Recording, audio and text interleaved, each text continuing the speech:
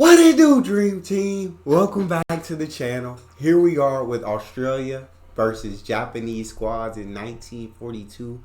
Who was superior?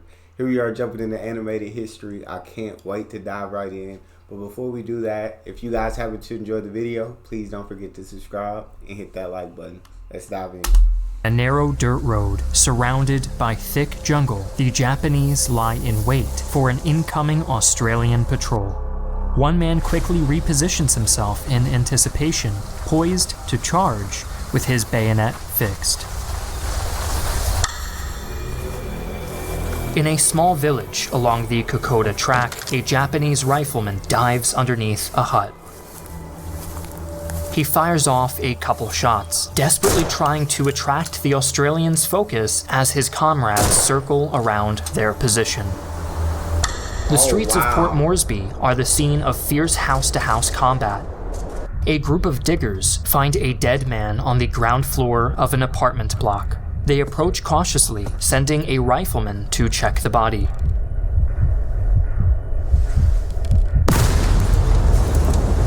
Bomb. Oh my God. Hi, I'm Griffin Johnson. Nah, this is insanity. I'm excited to jump into this. I believe storytelling is about to be next level. But Jesus. The Armchair Historian. Today, we continue our series matching up infantry squads throughout history.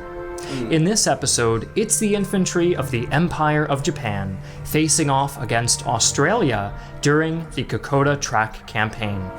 Like in the last video, the events depicted here are of course fictitious, yet based on modern-day insight and analysis of the structure, equipment, and the tactics used by the Japanese and Australians during this brutal campaign of jungle warfare. And most importantly, this is just our opinion. So what conclusions did our researchers arrive at? Well, I don't know about you guys, but I'm not waiting until the end of this video. I'm finding out right now. Damn, our researchers must have protected the results using our sponsor, Private Internet Access VPN. They're a state-of-the-art Linux to hack in more than offer twice with your hands when you. For this matchup, we will be ignoring variables like supplies and logistics, as well as heavy weaponry. The Kokoda Track's terrain prevented either side from bringing artillery or air support to bear, save for a few sporadic engagements. With that, let's join the action in Papua New Guinea, 1942. Let's do it. An Australian patrol makes its way through the thick foliage of the Papuan jungle. The diggers keep low and silent, sticking to the shadows and keeping an ear open for any signs of movement. A rustle in the underbrush. The section commander signals a halt. All is quiet for a moment, until one rifleman sees another rustling bush. He looks closer. That's no bush, that's a ghillie suit. He fires and the corpse of a Japanese soldier falls out of the underbrush. Bullets fly as the ambush begins. Japanese infantry appearing from behind trees or in thick tangles or foliage, uniforms studded with branches and leaves. A punishing fusillade comes from a nearby Type 99, situated on a ledge overlooking the trail, but it is quickly answered by some Aussie riflemen. The Australian section commander cuts down the first enemy he sees with a burst from his Thompson submachine gun. Wheeling around to see an enemy NCO rushing in with his katana drawn.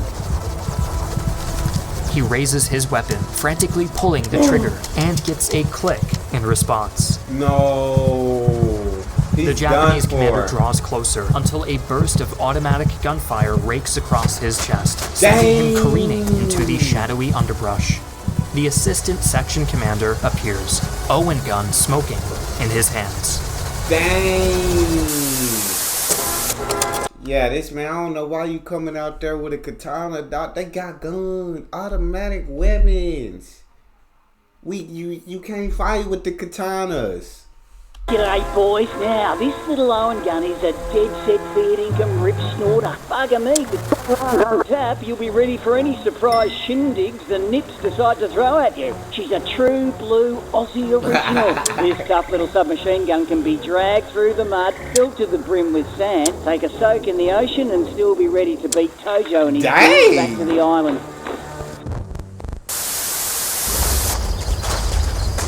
The ambush has devolved into a close-quarters battle of bayonets and submachine guns as both squads' LMGs trade hails of fire. The Australians hold their own, persevering through casualty after casualty until their section commander finally falls to a Japanese bayonet. Dang! Oh! The assistant calls for a retreat, and the diggers withdraw in contact, their Bren gunner laying down a thick field of fire from the shoulder as the Australians pull back. The Japanese give chase, but they are held at bay by the Aussies' Bren. They have little choice but to keep their distance as their foes disappear into the shadowy foliage, ducking from a final hail from the Type 99. God dang! Although so Australia got 7 guys left, China or Japan is down to 9. Both sides of the Kokoda Sorry about that. campaign were highly skilled in jungle fighting. The Japanese were infamous for their use of ambushes, which helps them take the field in this first encounter. The Australians lost a major advantage when their section commander's gun jammed, eliminating a full third of their automatic firepower. The Japanese, being armed primarily with bolt-action rifles, would have little to counter this close-range superiority. The Thompson submachine gun was notoriously unreliable in the Papuan jungle, requiring constant cleaning to stay functional. Let's see if a little more development helps the Australians make up for lost ground. We're gonna find out. As the sky above Papua New Guinea dances with the colors of sunset, 2 squads of weary soldiers come upon a small village. Long abandoned by fearful locals, this unclaimed station town of huts on stilts is a welcome sight for the Australian and Japanese grunts who just want a place to rest. Oh Lord. The Australians are the first in, methodically sweeping house to house. The section commander orders his Bren gunner to set up in a building with a good view of the rest of the village, and the machine gun is quickly installed in a window with a commanding field of fire. On the edge of town, among the forest, lie the Japanese. The squad leader observes the Australians spreading out through the village,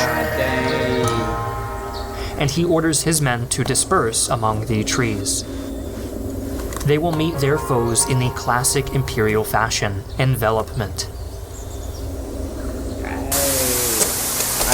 Japan really doing that thing out here, dog. Japan really got this art of guerrilla warfare down. First, you know what I'm saying? They was lying in wait for Australia. They had them surrounded from all sides. Now they see all these Australians, they getting comfortable. They going to these houses. All right, we gonna surround them. But Australia, they put their ring, was it a ring machine gun? I'm not sure what it's called. Put them in a window, set the machine gun up with an open sight. So Australia, they not getting comfortable. They not, but it seems like Japan guerrilla warfare might be the superior squad. 勇敢なる大日本帝国兵士ども、お前たちの勇ましい姿と優れた計画性で敵を囲み、貴様らの大和魂で押しつぶせ。敵の中心に奇襲をし、敵をおびき寄せ、本体が横から突撃だ。兵の数は関係ない。力が足りずも、武田決さは圧勝だ。敵を囲い、戦線を潰し、軍を散りばめ、天皇陛下と大日本帝国のために血を取れ。The village is almost clear when the first shots ring out. The Australians scramble for cover as the Japanese center comes in, drawing as much attention as they can. Suddenly, another group breaks in from the right and is quickly met by the burst of a Bren gun. But all of this is an elaborate ruse, a fact made painfully evident when the Japanese squad leader personally leads the bulk of his forces against the Australian left. Jesus.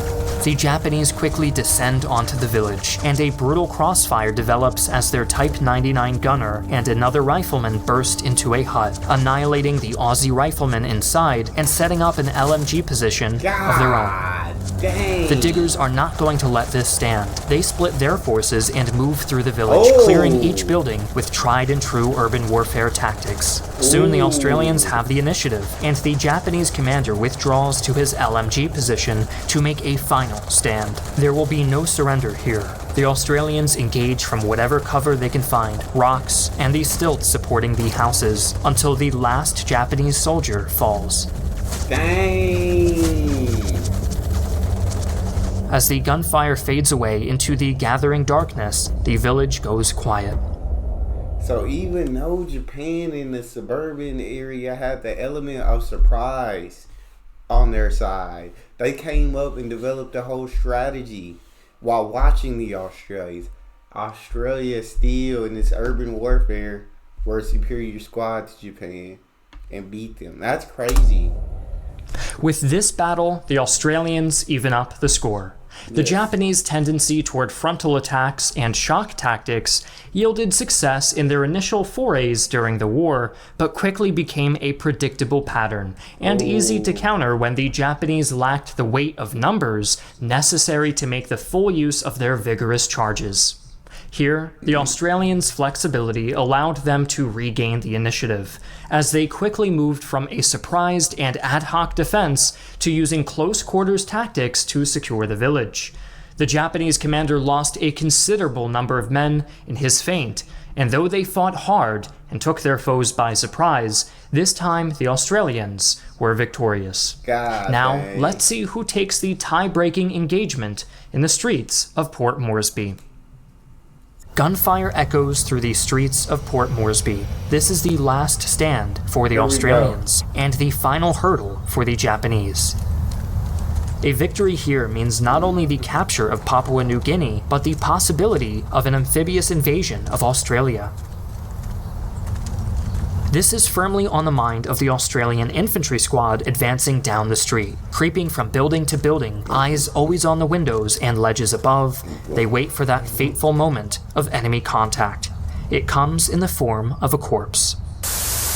Now, look, we're not about to engage in a stand-up fight, boys. The Japanese are a crafty and ruthless opponent who'll do anything to win. Spike pits on your patrol route, setting up a hand grenade in every doorway of a village, even putting explosives on their own dead. 全て資源と帝国の目標を邪魔する者にふさわしい認めるべき行為である。降参を装って奇襲をすることだって許される。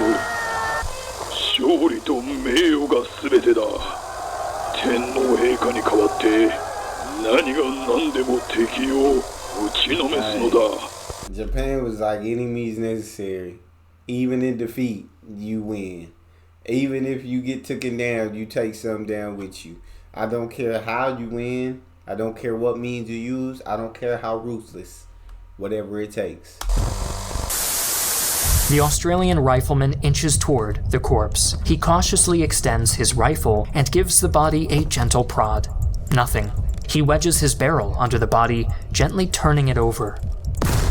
God dang. The rifleman and the body disappear in a ball of fire and shrapnel as a Japanese squad appears in the street, the hail of machine gun fire cutting off the Australians' escape. The Australians dive into the surrounding apartment blocks, keeping their heads down to avoid a fusillade of LMG fire. However, the section commander has had enough and orders 3 of his men to push forward and clear out the nest. The Japanese commander leads his men through byways and alleyways, attempting to envelop his foes, but the 3 diggers headed toward the machine gun run into a pair of Japanese riflemen.